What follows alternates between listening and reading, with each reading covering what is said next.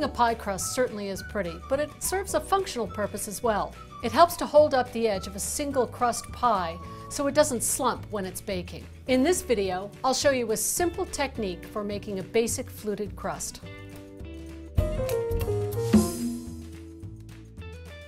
So I'm starting with my pie dough already in my pie plate, and as you can see, I've got a lot of overhang. You can use a knife or kitchen shears to trim the edge, but the key is to leave it a little long, about 3/4 to 1 inch. This will leave you enough dough to make a nice high edge.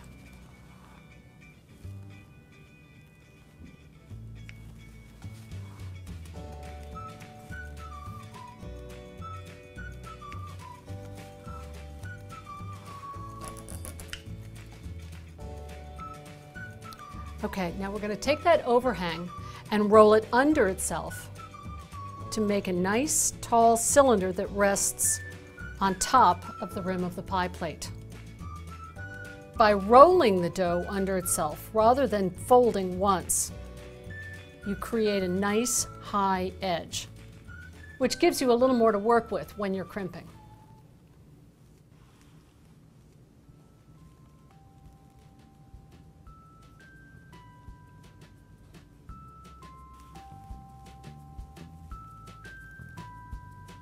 Okay, now we're ready to crimp.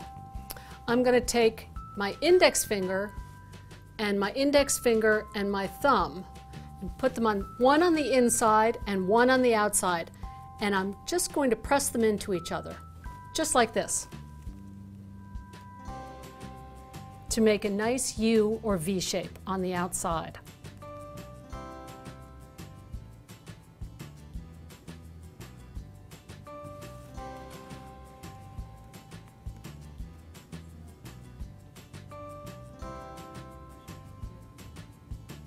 And continue the same motion all around the pie plate.